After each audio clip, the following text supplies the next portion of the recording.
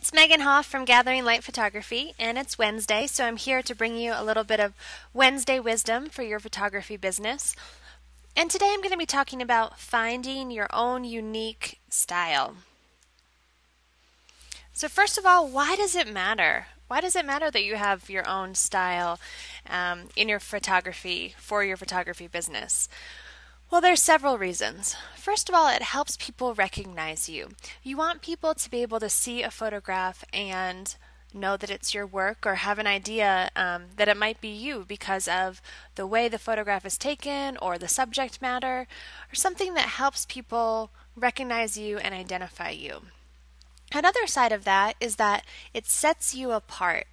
We all know that there are lots and lots of photographers out there and more people becoming photographers every day. So you need something that sets you apart, that makes you a little bit unique and different and gives people a reason to hire you over someone else. Next, if you create a style that only you can do or that people immediately recognize and know as your unique style and take on things, then people will be willing to pay you well for it because they want to hire you. They don't want to hire an imitation of you. Next, you'll find that once you have a style that you like to do and other people like, you'll like the people who like your style. So if someone's seeking you out for what you're good at, they know you, they know your work, and they're not going to be asking you to do something that you don't want to do. You're going to have people coming to you and saying, I love the way you photograph emotion, or I love what you do with low light, or I love your black and white film photography. Whatever it is, they know you for that style and they're coming to you because of that. They're not coming to you and saying, I know that you only shoot black and white film usually, but I want you to take a bunch of really vibrant color pictures. That's a random example, but you get the idea. You'll like it. You'll like working with the people who like your style. So those are some reasons why it matters. Let's take a look at how you actually can find it. Okay, the first step in finding your own unique style is first notice what you naturally gravitate towards. What do you love to photograph, and how do you love to photograph it? Do you find that you often take a lot of really super close-ups and or that you really like the look of black and white as opposed to color, or maybe you like super saturated, vibrant, contrasty photos. What do you find yourself doing again and again, or gravitating towards and replicating over and over again? That most likely is what you like to do and what you enjoy and what your eye is kind of naturally trained for. So really make a point in noticing that, noticing it in your past work, and also every time you do a shoot, notice the common threads in your work. Next, step 2 is to notice what you most often get compliments on. What do people tell you that they like about your work? You may be surprised by this if you really start to listen. You may think that you are, a photojournalist and you really focus on capturing the moments of a wedding day. But every single person whose wedding you photograph compliments you on how good you were at posing them in unique and different ways. You may start to realize that you have more of a fashion eye than you realized. You're more of a fashion photographer than a photojournalist just by listening to what people tell you that they like that you did over and over again.